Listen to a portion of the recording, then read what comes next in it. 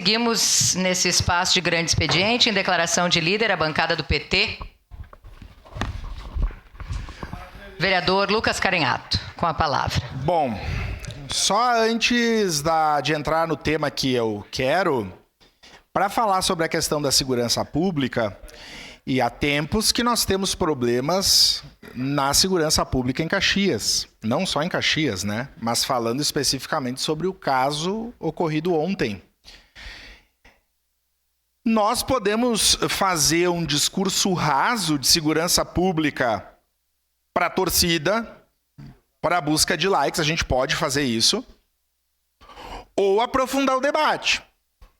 Por exemplo, qual é o piso salarial de um praça que está na frente da trincheira no estado do Rio Grande do Sul?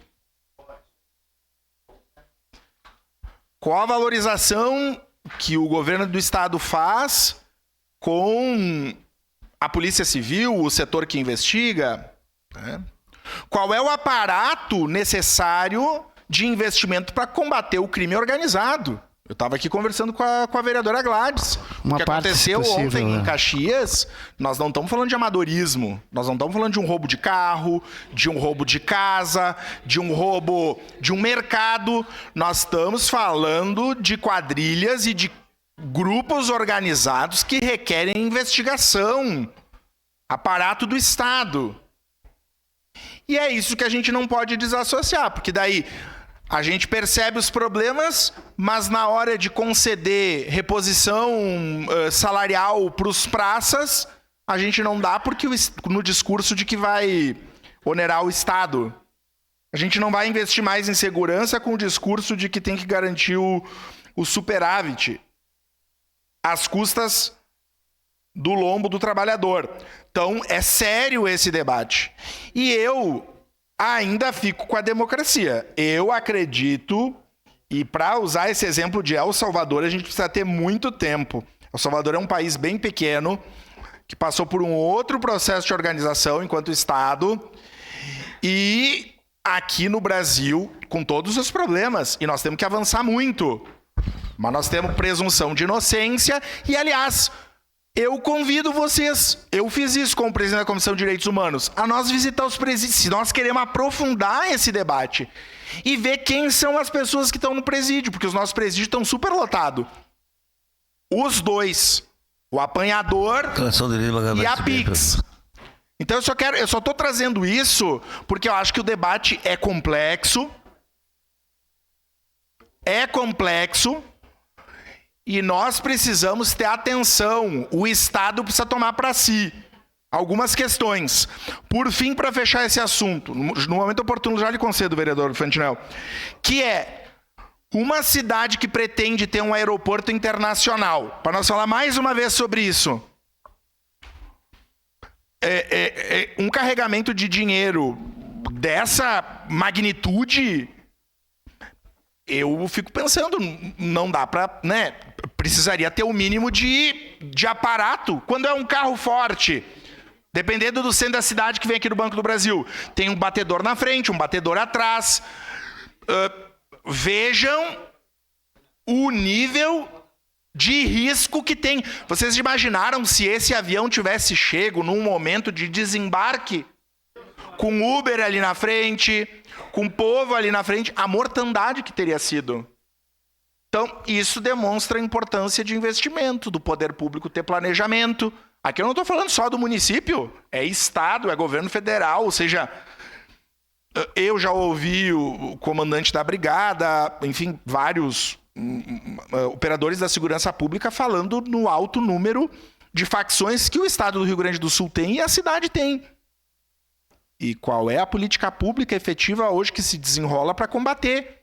Porque lá na ponta nós vamos ter essas mortes que acontecem todos os dias em Caxias, que não é de quem comanda, que é do jovem, que, né, de alguma forma vai operar alguma coisa errada e vai morrer. Mas o crime vai continuar acontecendo.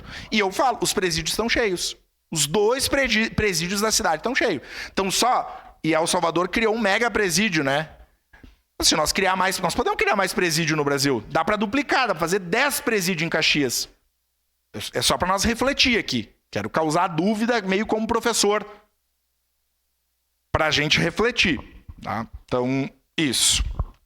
Seu à parte, vereador Fantinão. Obrigado, vereador Lucas. O senhor tocou numa parte importante aí que eu acabei me esquecendo de comentar na minha fala, que é realmente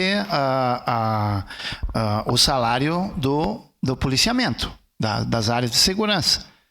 Como a fala que eu fiz ali, o levantamento que eu fiz, é que o presidente Bukele, no que assumiu como presidente, aumentou em 30% o salário de todos os policiais e de todas as forças de segurança. Aumentando em 30% o salário, ele deu a eles a coragem de enfrentar o crime. E o senhor tem razão. Obrigado, vereador. E por fim, o senhor me faz lembrar de uma outra questão. E eu não quero aprofundar muito para não alertar os gansos num ditado popular. O local que a Guarda Municipal utiliza como sua sede em Caxias é absolutamente vulnerável para ser atacada. É isso, né? É isso, é só para a gente pensar nessas questões. Por fim, a ideia era entrar no tema principal, que é a questão da Secretaria Municipal de Trânsito e Transporte.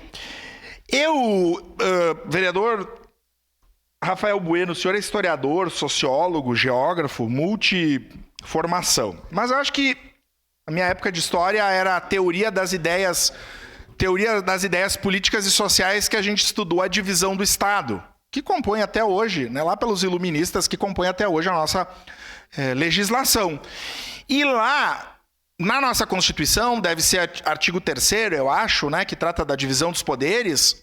Os poderes são independentes e harmônicos entre si.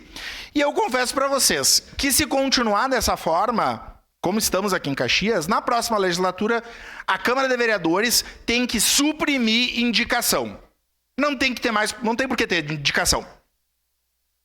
E eu já faço um apelo para os postulantes ao cargo de presidente ou presidenta da Câmara de Vereadores, a primeira proposta de campanha, para quem se pretende, suprimir indicação.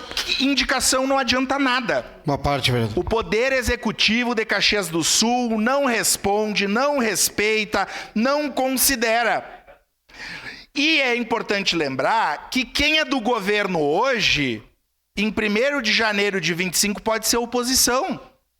Porque a democracia tem isso. Como nós não estamos na ditadura, na democracia tem oxigenação, tem revezamento.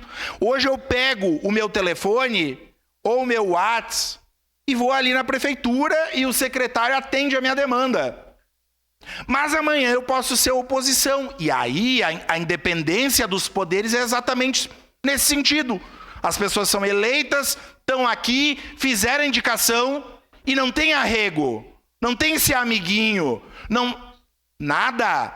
Os vereadores têm que ser respeitados de forma igual. E eu já ouvi isso do prefeito Adiló várias vezes. O que me causa tristeza é que entre o prefeito falar e as coisas acontecerem tem uma distância. Eu quero falar, porque aí a gente parece meio papagaio. E um ex-presidente dessa Câmara, o vereador Biglia, não dessa tribuna, né, mas simbolicamente dessa tribuna, dizer que às vezes a gente tem que falar para os anais. E é isso. Eu tenho uma indicação de redutor de velocidade lá no Altos do Planalto de janeiro de 23. Janeiro de 23. O secretário, um gestor lá da secretaria, que eu nem lembro o nome, nem tinha chuva ainda, não tinha essa catástrofe. Mas daí era para ser em março.